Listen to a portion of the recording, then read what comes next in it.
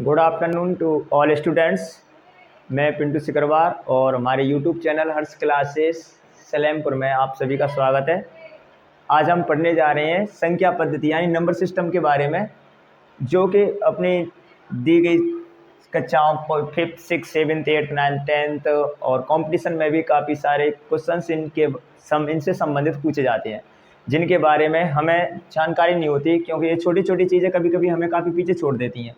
तो उसी उद्देश्य से आज हम मैथ का टॉपिक लेकर आए हैं नंबर सिस्टम। और नंबर सिस्टम के अंतर्गत मूल रूप से संख्याएं देखो दो प्रकार की होती हैं।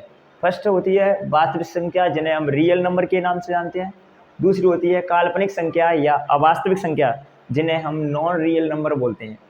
नॉन रियल नंबर्स में वो नंबर्स आते हैं जो रूट में ऋणात्मक यानी माइनस में होते हैं, या एक और संख्या होती है आयोटा। और वास्तविक यानी रियल नंबर्स में वे नंबर्स होते हैं यानी जो परिमेय संख्या, अर्थात परिमेय और अपरिमेय संख्याओं का संग्रह वास्तविक संख्या कहलाता है। क्या कहलाता है? वास्तविक संख्या।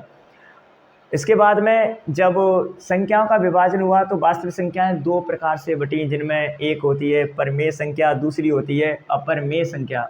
परिमेय संख्या किसे कहते हैं? वे संख्याएं जो P/Q के रूप में हो और Q नॉट इक्वल टू 0, तो उनसे कौन सी संख्या बोलती हैं? परिमेय संख्या।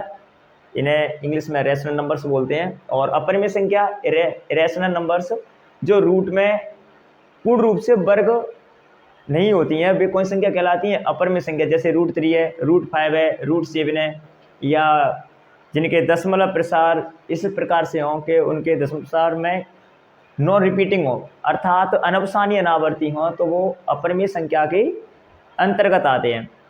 उसके बाद में जब परिमेय संख्याओं का डिवाइडेशन हुआ तो परिमेय संख्याएं मूल रूप से तीन प्रकार से बटी, जिनमें पूर्णांक संख्या, पूर्ण संख्या और प्राकृत संख्या।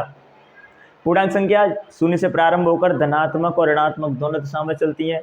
पूर्ण संख्या 0 से प्रारंभ होकर धनात्मक दिशा में, प्राकृत संख्या 1 से प्रारंभ होकर धनात्मक दिशा में।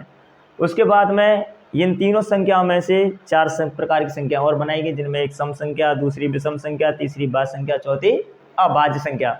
सम संख्या यानी इवन नंबर में जिनके यूनिट नंबर या यूनिट डिजिट्स यानी इकाई अंक 0, 2, 4, 6, 8। विषम संख्या में यूनिट डिजिट, जिन्हें ऑड नंबर बोलते हैं। यूनिट डिजिट कौन कौन से होने चाहिए? 1, 3, 5, 7, 9। और भाज्य यानी कंपोजिट नंबर्स में वे नंबर्स जो स्वयं के अतिरिक्त अन्य नंबर से डिवाइड हों, अर्थात अन्य संख्याओं से विभाजित हों, तो वो भाज्य संख्या कहलाती हैं। सबसे छोटी भाज्य संख्या 4 होती है। उसके बाद में 6 है, 8 है, 9 है, 10 है, और भी संख्या होती हैं जो भाज्य संख्याओं की श्रेणी में आती हैं। काफ़ी सारी संख्या होती हैं। अब भाज्य संख्या प्राइम नंबर्स, अर्थात वे संख्याएं जो स्वयं के अतिरिक्त अन्य संख्याओं से विभाजित नहीं होती हैं, वो अभाज्य संख्या कहलाती हैं, जिनमें 2, 3, 5, 7, 11, 13 या अर्थात वे संख्याएं जो स्वयं के अतिरिक्त अन्य संख्याओं से विभाजित ना हो। तो इस प्रकार की काफ़ी सारी संख्याएं होती हैं। और सबसे छोटी अभाज्य संख्या है वो 2 होती है। 1 से लेकर 100 तक की संख्याओं में अगर भाज्य और अभाज्य संख्याओं के बारे में चर्चा करें तो 1 से 100 तक कुल 25 अभाज्य संख्या होती है और 74 भाज्य संख्या होती हैं। एक ना तो भाज्य संख्या होती है और ना अभाज्य संख्या होती है। अगर हमारा ये वीडियो पसंद आया हो तो हमारे चैनल हर्ष क्लासेस सलेमपुर को लाइक करें, सब्सक्राइब करें और शेयर करें। धन्यवाद।